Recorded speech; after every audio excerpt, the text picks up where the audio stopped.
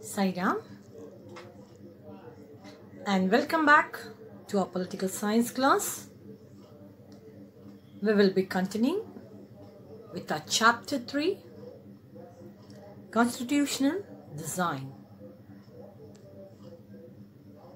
Children, before taking a new topic, let's do a short and quick recap of what we have learned in the last class. We studied in the last class elected representatives of the assembly were called Constituent Assembly, right? And there were 299 members in Indian Constituent Assembly. That was after the partition of India and Pakistan. I did mention it to you. The Constitution of India was adopted on 26 November 1949, but on 26th January 1950, it came into effect.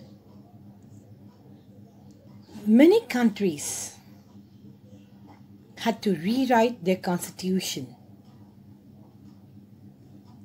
Constituent Assembly represented people of India. Am I right? It was dominated by the Indian National Congress. Many members of the Assembly disagreed with the Congress. Though Congress was a dominating party, but there were members in the Constituent Assembly who did not agree with Congress. We know Dr. BR Ambedkar was the chairman of the drafting committee. 2000 amendments were considered. Changes in laws were brought about. Each and every law was discussed, debated, deliberated, and then finalized. The members deliberated for 114 days. This is what we studied in the last class. Now today we will continue with our new topic, that is guiding values of the Indian Constitution. Can you see on your monitor? What is that? Constitution of India, right? If I'll ask you now, what is Constitution? Absolutely right. It is a set of basic rules, written basic rules, which is accepted by all the people of a country. Everyone, leaders, politicians, common people, people belonging to all sections. Yeah, right? Now, what is the base of our Constitution? Let us begin by understanding the overall philosophy of our Constitution. That is, the philosophical ideas of our Constitution. We'll begin with dream and the promise. Can you see here? Who is he? Father of our nation, Mahatma Gandhi ji. Absolutely right. Children, see, now we have covered many topics in this lesson. We have come to the last topic. But throughout this lesson, I don't see nowhere his name was mentioned. Am I right? Why so? I'll tell you. Mahatma Gandhi ji was not directly involved in making of our Constitution. He was also not a member of Constituent Assembly. No, he was not the member of Constitution Assembly. Yet, there were many members of the Constituent Assembly who followed his vision. Gandhiji had his own vision of what he wanted the Constitution to do. He was not directly involved. He was indirectly involved because there were members in the Constituent Assembly who believed or who supported his vision of independent India, or who supported his vision of how the Constitution of India should be. We all know Dr. Babasaheb Ambedkar played a key role in the making of the Constitution. We know that, right? He dreamt of an India that eliminated inequalities. Okay? He had different understanding or different way to remove inequalities, eradicate inequalities from our country, from Indian society. He was against Gandhiji. Yes. See, even Gandhiji wanted to eradicate, remove inequalities from our society. Okay, but both of them, Mahatma Gandhi and Babasaheb Ambedkar, they had different opinions, different visions, different paths. Ambedkar was against Gandhiji. He criticized Gandhiji and his vision of free India.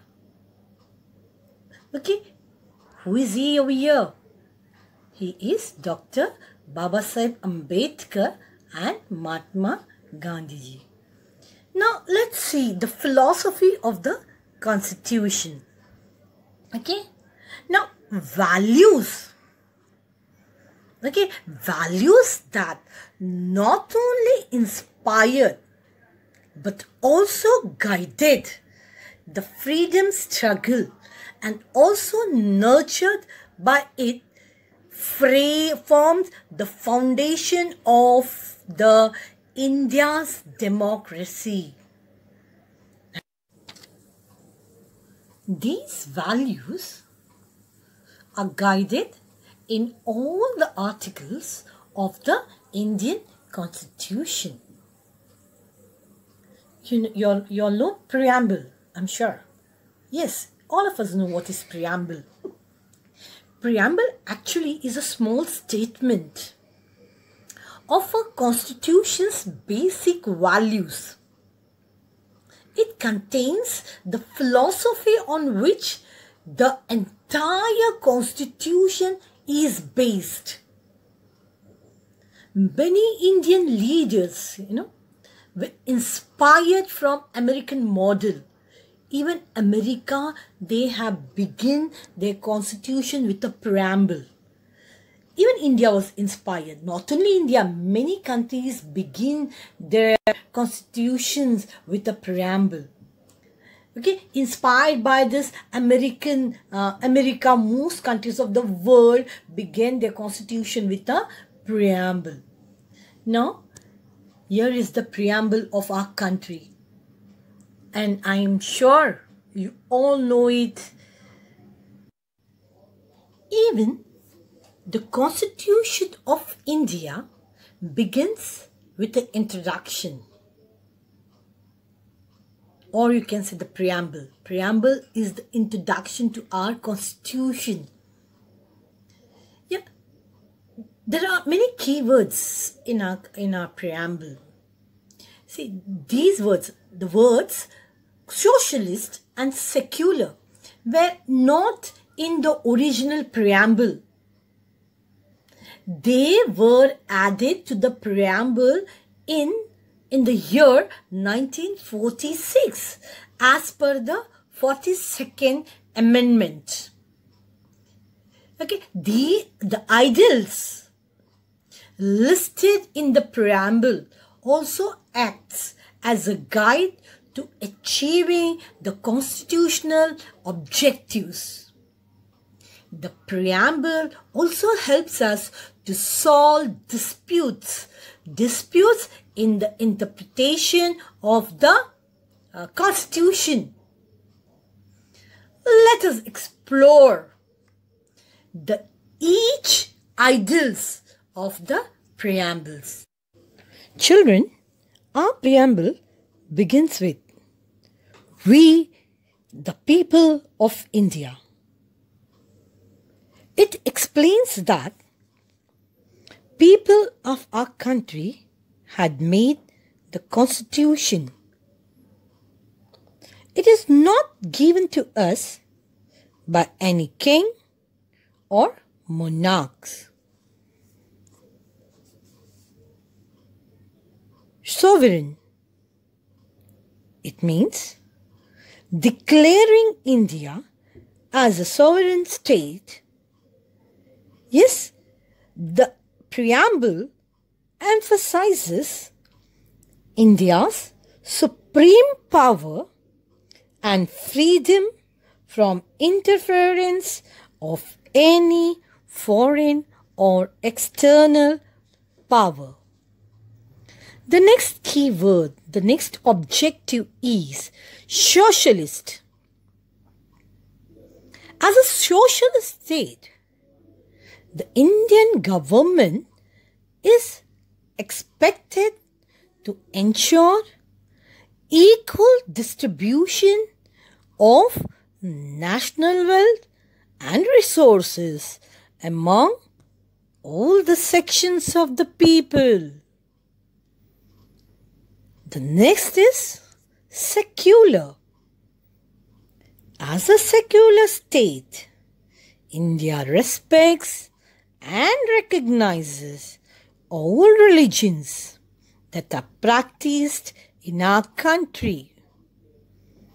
People of all religion enjoy equally and have the freedom to practice any religion of their choice. Democratic. India is a democratic state. This means that the power rests only with the people. The citizen of India exercises their power by electing representatives to the various government body. Am I right? We'll move further. Republic. Monarchy is a thing of the past. No more monarchies now. No more kings rule. And India is now a republic governed by the laws. And these laws are defined in the Constitution of our country. Justice. The preamble of our country also ensures social, economic and political justice for every citizen, for each and every person of our country, citizen of our country. Next, liberty. The preamble ensures for each Indian citizen the freedom of expression, liberty of expression you can say, liberty of thought, liberty of faith, worship or belief. Next, equality. Our preamble underlines the equality of status and opportunity for one and all. Yes, all the citizens, irrespective of their background, caste or say religion are all equal. All are treated equally and they're equal before the law. The last one, fraternity. All these ideals aim to promote a sense of community among the citizens and maintain integrity of India. Now children, through its ideal, the preamble in the Indian Constitution aims to achieve certain objective. I think so. We'll stop over here. We will continue this topic in the next class. Till then, take care. Thank you.